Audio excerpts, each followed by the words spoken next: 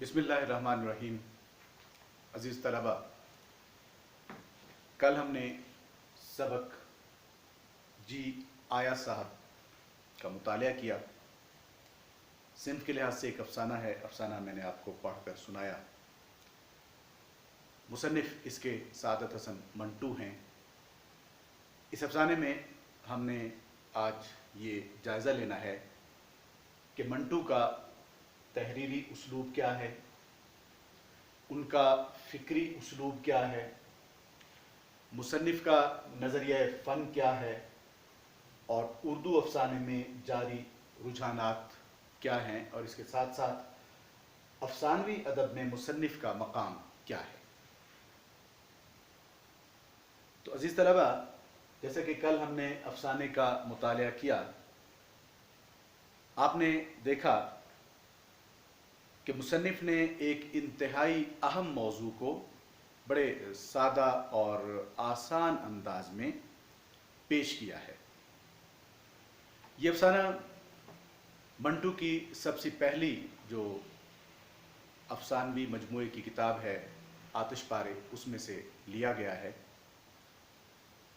ये वो दौर है जब मंटू ने अफसाना निगारी का आगाज़ किया था, और इस दौर के जब हम मंटू के अफसानों का मुतालिया करते हैं तो हम देखते हैं कि उनका उसलूब बयान या तहरीरी उसलूब बिल्कुल सादा है।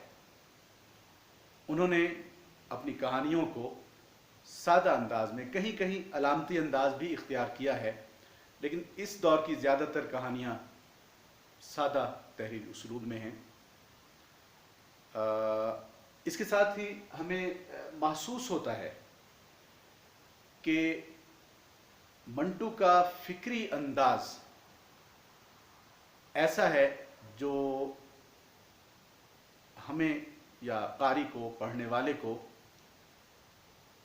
एक दफ़ा झंझोड़ कर रख देता है। ऐसे मौज़ूआत जिनसे आम ज़िंदगी में हम सरफ़ नज़र कर जाते हैं, आम ज़िंदगी में इन बातों को या इन मौज़ूआत को या इन चीज़ों को हम नज़रअंदाज कर देते हैं, लेकिन ये चीज़ें नज़रअंदाज कर देने वाली नहीं हैं। इनका हमारी ज़िंदगी में, हमारी मुआशरती ज़िंदगी में बड़ा दखल होता है। तो मंटू का यही फ़िक्री उसलूब जो है, जैसे कहा जाता है कि जी पूत के पाँव पालने में नज़र आ जाते हैं, तो इन इब्तिदाई कहानियों में हमें अंदाज़ा हो जाता है कि मंटू की फ़िक्र आम इंसानी फ़िक्र से जुदागाना है, यूनिक है, डिफरेंट है। वो ऐसे हसास मौज़ूआत को चुनता है जिनके बारे में बिलउमूम लोग कतराते हैं। लिहाजा इस अफसाने में भी आपने देखा कि मंटू ने सादा से अंदाज में एक बच्चे की कहानी पेश की है, लेकिन मौजू इंतहाई हसास है। आज की जदीद दुनिया में भी इस पर हर मुल्क में, हर मुआशरे में आवाज़ उठाई जा रही है, और ये मौजू है चाइल्ड लेबर। छोटे बच्चों से घरों में काम लेना। ये छोटे बच्चे कहीं तो आपको किसी होटल में चाय के खोखे पर लोगों को चाय सर्व करते हुए नज़र आएंगे। ये छोटे से बच्चे कहीं किसी मैकेनिक या मिस्त्री की दुकान पर आपको नज़र आएंगे।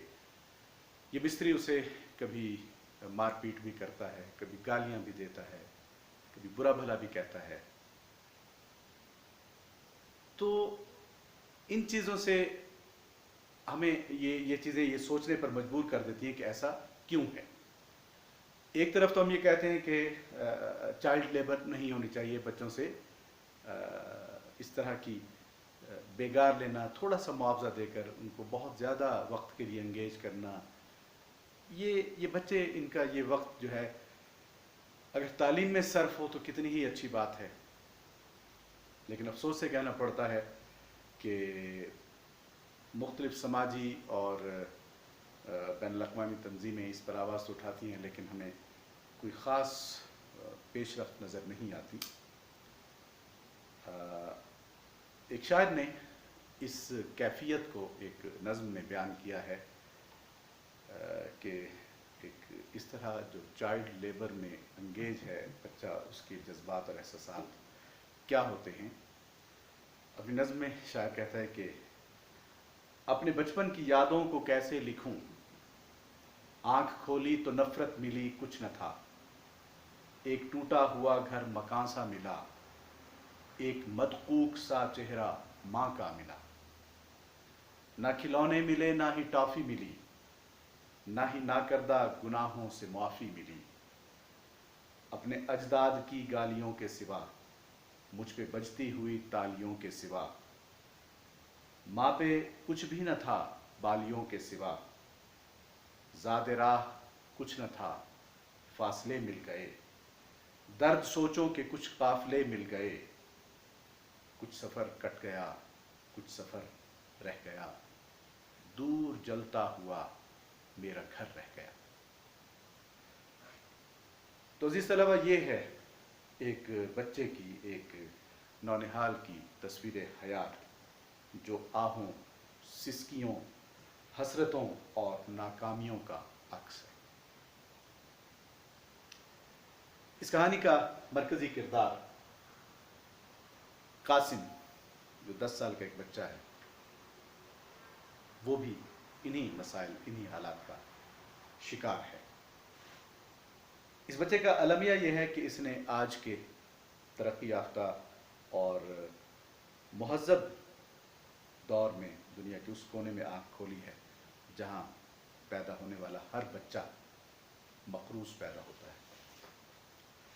آج کے اس ترقی یافتہ دور میں بھی معصوم بچوں سے جبری مشقت، ان کے حقوق کی عدم بازیابی، ان کی بے حرمتی ایک بدترین المیہ ہے ہمارے معاشرے کا۔ ایک طرف دولت کی ریل پیل، مشینی دنیا کی چہل پہل، ترقی یافتہ معاشرے کی رونقیں ہیں، تو دوسری طرف ہمیں ایک معصوم بچہ نظر آتا ہے جس کو بھیک مانگنے کے لیے مجبور کر دیا گیا ہے، یا اپنے گھر والوں کا پیٹ پالنے کے لیے اسے محنت مشقت کرنا پڑتی ہے۔ ایک طرف دنیا کی ترقی یافتہ قومیں بچوں کے حقوق کے عالمی چارٹر پر عمل کرنے کے بلند بانگ دعوے کر رہی ہیں، تو دوسری طرف ایک 10 سال کا معصوم بچہ صبح سویرے اپنی ماں سے ایک پھٹے پرانے میلے کپڑے میں بندھی ہوئی خشک روٹی لے کر ورکشاپ کی طرف جاتا ہوا نظر آتا ہے، جس میں جا کر رشتہ قائم رکھنے کے لیے یہ معصوم بچہ 14 گھنٹے کام کرے گا، لوگوں کی گالیاں اور جھڑکیاں سنے گا، اور ایک ایک کا کام بھاگ بھاگ کر انجام دینے کے بعد صرف چند روپے لے کر گھر لوٹے گا، جو گھر کی ضروریات کے مقابلے میں انتہائی کم ہوتے ہیں۔ ایسے معصوم بچوں کی یہ تذلیل دیکھ کر ایک شاعر، ایک درد مند شاعر چلا اٹھتا ہے کہ ہمارے عہد کے بچے تو گم ہیں فکر روزی میں، ہمارے عہد کے بچے تو گم ہیں فکر روزی میں، وہ کیا کھیلیں کھلونوں سے جنہیں بچپن نہیں ملتا۔ تو ان بچوں کا بچپن ان سے چھن جاتا ہے، بچپن میں ہی انہیں روزی کی فکر کرنا پڑتی ہے۔ اور اس افسانے میں جی آیا صاحب افسانے میں آپ نے دیکھا کہ اس کا مرکزی کردار ایک 10 سال کا بچہ ہے جو یتیم ہے، اور یتیم ہونے کے ناطے تو اس کی سرپرستی کی ضرورت ہے، اس کے سر پر ہاتھ رکھنے کی ضرورت ہے، اس کو تعلیم دلانے کی ضرورت ہے، اس کی ضروریات کا خیال رکھنے کی ضرورت ہے۔ لیکن افسانے کا دوسرا کردار جو انسپیکٹر صاحب ہیں، وہ ان تمام چیزوں سے عاری بچے سے مشقت لیتے ہیں، گھر کے کام کاج میں اس کو اتنا بوجھ ڈالا ہوا ہے اس بچے پر کہ وہ بچہ جب یہ کام نہیں کر سکتا تو کس طرح وہ اپنے آپ کو 3 مرتبہ زخمی کر لیتا ہے کام سے نجات پانے کے لیے۔ یہ بچہ چونکہ یتیم ہے، اور یتیم کے حوالے سے تو ویسے بھی دینی لحاظ سے بھی ہماری بڑی تاکید ملتی ہے کہ یتیموں کا خیال رکھنا چاہیے۔ حدیث شریف میں آتا ہے کہ گھروں میں سب سے اچھا ہے وہ گھر جس گھر میں کوئی یتیم ہو اور اس کے ساتھ اچھا سلوک کیا جائے۔ اور لوگوں کے گھروں میں انتہائی برا ہے وہ گھر جس میں ایک یتیم ہو اور اس کے ساتھ برا سلوک کیا جائے۔ تو اس طرح کے واضح احکامات کے باوجود ہم یہ نہیں سوچتے کہ ہمیں یتیم کے ساتھ ہمدردی کرنی چاہیے، بلکہ تھوڑے سے معاوضے پر ہم اس سے کتنا زیادہ کام لیتے ہیں۔ تو آپ نے دیکھا کہ بچہ جو جس کے کھیلنے کودنے کے دن ہیں، جس کے پڑھنے کے دن ہیں، کام کا بوجھ اتنا زیادہ ہے، کبھی برتن دھو رہا ہے، کبھی صفائی کر رہا ہے، تو ایک دن وہ اپنا ہاتھ زخمی کر لیتا ہے ایک تیز دھار چاقو سے، اور اس بات پر وہ خوش ہوتا ہے کہ چلیں کچھ دن تو مجھے کام کرنے سے نجات مل گئی، مجھے برتن نہیں دھونے پڑیں گے۔ پھر وہ جب اس کا ہاتھ ٹھیک ہوتا ہے پھر وہی کام کا بوجھ، تو دوسری مرتبہ وہ اپنے ہاتھ کو زخمی کر لیتا ہے، اپنی انگلی کاٹ لیتا ہے، تیسری مرتبہ وہ ایک بلیڈ کے ساتھ اپنی انگلی کاٹ لیتا ہے۔ تو یہ زخم اس تیسری مرتبہ ایسا کرنے پر وہ جو اس کے آقا ہیں، انسپیکٹر صاحب جو گھر کے مالک ہیں، وہ اس کو برا بھلا بھی کہتے ہیں، گالیاں بھی دیتے ہیں، اسے نوکری سے بھی نکال دیتے ہیں، اور اسے ہسپتال جانا پڑتا ہے بچے کو۔ تو ڈاکٹر یہ کہتے ہیں کہ جی اس کا زخم جو ہے وہ بہت گہرا ہے اور خراب ہو گیا ہے، اور اب تو اس کا ہاتھ کاٹنا پڑے گا۔ تو یہ اس کہانی کا ایک دردناک انجام ہے۔ جیسے کہ میں نے آپ کو بتایا تھا کہ افسانے کا انجام جو ہے وہ ہماری توقعات سے بہت ہٹ کر ہوتا ہے، جو ہم توقع کر رہے ہوتے ہیں اس طرح کا نہیں ہوتا، بلکہ چونکا دینے والا ہوتا ہے۔ تو اس کہانی کا انجام بھی اسی طرح چونکا دینے والا ہے کہ تیسری مرتبہ جب وہ بلیڈ سے اپنے ہاتھ کو زخمی کرتا ہے تو وہ گہرا زخم جو ہے اتنی شدت اختیار کر جاتا ہے کہ ڈاکٹر کہتا ہے کہ اس کا ہاتھ کاٹنا پڑے گا۔ کہانی کا پلاٹ سادہ ہے، مصنف نے سیدھے سادھے انداز میں ایک بچے کی کہانی کو پیش کیا ہے، اور عزیز طلبہ کہانی میں جو کردار مظلوم ہوتا ہے، کہانی کا ایسا کردار جس پر ظلم کیا گیا ہو یا ہمیں وہ مسائل مشکلات کا شکار نظر آتا ہے، تو ہمیں اس کردار کے ساتھ ہمدردی ہو جاتی ہے۔ اس افسانے کے مطالعے کے بعد آپ نے دیکھا کہ ایک انسپیکٹر صاحب کا کردار ہے، ایک اس کی بیوی کا کردار ہے، اور ایک بچے کا کردار ہے۔ تو ان تینوں کرداروں میں ہماری ہمدردیاں کس کردار کے ساتھ ہوتی ہیں؟ بچے کے کردار کے ساتھ، کیونکہ بچے کے ساتھ ہم یہ سمجھتے ہیں کہ ناروا سلوک کیا جا رہا ہے۔ پھر آپ نے دیکھا کہ انسپیکٹر صاحب کا کردار ہے۔ انسپیکٹر صاحب کا کردار ایسا ہے جو ہمیں جذبات اور احساسات سے عاری ایک بے حس شخص کا کردار ہے، جو بچے پر کام کا بوجھ ڈالے ہوئے ہے، بچے کو گالیاں دیتا ہے جب وہ بچہ انسپیکٹر صاحب کے بوٹ پالش کرتے ہوئے نیند میں چلا جاتا ہے، چونکہ تھکا ہوا ہے، رات کا وقت ہے، اسے بہت گہری نیند کا احساس ہو رہا ہے، تو بیچارہ پالش کرتے کرتے سو جاتا ہے۔ تو صبح جب انسپیکٹر صاحب اٹھتے ہیں، دیکھتے ہیں کہ ان کا بوٹ پالش نہیں ہوا، تو وہ اس کو ٹھوکر مار کر اٹھاتے ہیں اور گالیاں بھی دیتے ہیں کہ تم نے میرا بوٹ پالش کیوں نہیں کیا۔ تو یہ نامناسب رویہ ہے جس کو دیکھ کر ہمیں بچے کے ساتھ ہمدردی ہو جاتی ہے، اور انسپیکٹر کی بے حسی کا ہمیں انداز ہوتا ہے کہ وہ کس طرح ایک چھوٹے بچے کے ساتھ وہ اس طرح کا ناروا سلوک کرتا ہے۔ انسپیکٹر کی بیوی کا کردار ہے جو ایک سادہ گھریلو عورت ہے، گھرداری سے اسے کوئی سروکار نہیں ہے، باورچی کھانا پکا دیتا ہے، اور گھر میں یہ جو بچہ ملازم ہے یہ برتن دھوتا ہے اور صفائی کرتا ہے اور گھر کے دیگر کام کرتا ہے، اور وہ خاتون جو ہے وہ سلائی میں مصروف رہتی ہے۔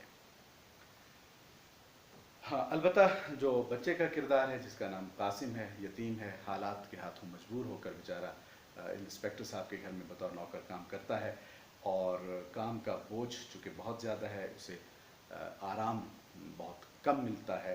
چھوٹی عمر میں اتنا زیادہ بوجھ وہ برداشت نہیں کر سکتا، کیونکہ یہ تو اس کے کھیل کود کے دن ہیں۔ وہ پہلی مرتبہ تو حادثاتی طور پر اس کا ہاتھ زخمی ہو جاتا ہے، لیکن دوسری مرتبہ وہ جان بوجھ کر اپنے ہاتھ کو زخمی کر لیتا ہے تاکہ میں برتنوں کی دھلائی والے کام سے بچ جاؤں، اور تیسری مرتبہ بھی جب وہ جان بوجھ کر ایسا کرتا ہے تو اسے گھر سے نکال دیا جاتا ہے۔ اس کہانی میں اس افسانے میں ہمیں معاشرتی طبقاتی فرق نظر آتا ہے کہ ہمارے معاشرے میں، بلکہ ہر معاشرے میں یہ ہوتا ہے طبقاتی فرق تو، لیکن ہمارے معاشرے میں کچھ زیادہ ہی ہے کہ غریب کے ساتھ اچھا سلوک نہیں کیا جاتا. غربت امارت کا جو فرق ہے وہ ہمارے ہاں اتنا زیادہ ہے کہ اگر کسی کے پاس تھوڑے سے زیادہ وسائل ہیں تو غریبوں کا خیال نہیں رکھتا، یتیموں کے ساتھ ناروا سلوک کرتا ہے. یہ معاشرتی رویے ہیں جو معاشرے کے لوگوں کی بے حسی، خود غرضی، ہمدردی کا نہ ہونا، دوسروں کی عزت نفس کا خیال نہ رکھنا، یہ ان چیزوں کو ظاہر کرتے ہیں جو ظاہر ہے منفی رویے ہیں اور ہمیں ان سے بچنا چاہیے. میں نے آپ کو بتایا تھا کہ افسانہ نگار اپنے افسانے میں ڈائریکٹ میسیج نہیں دیتا، بلکہ وہ زندگی کے ان تلخ حقائق کو ہمارے سامنے رکھ دیتا ہے، پڑھنے والے کے سامنے رکھ دیتا ہے. وہ اس چیز کا فیصلہ قاری پر چھوڑ دیتا ہے کہ کیا ہونا چاہیے اور کیا نہیں ہونا چاہیے. تو افسانہ نگاری کے حوالے سے میں نے آپ کو بتایا کہ ہر افسانہ نگار کا، ہر مصنف کا اپنا ایک نظریہ فن ہوتا ہے. اور کل میں نے آپ کو یہ بھی بتایا کہ تمام افسانے جو آپ کے سلیبس میں شامل ہیں، آپ کے نصاب میں 6 افسانے شامل ہیں اور ان 6 افسانوں کا ہم باری باری مطالعہ کر رہے ہیں.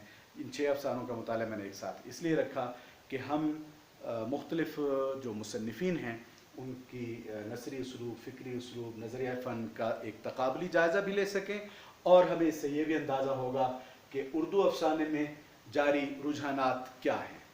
تو اس سے پہلے ہم نے پڑھا احمد ندیم قاسمی کا افسانہ، اور سفارش اس افسانے کا عنوان تھا.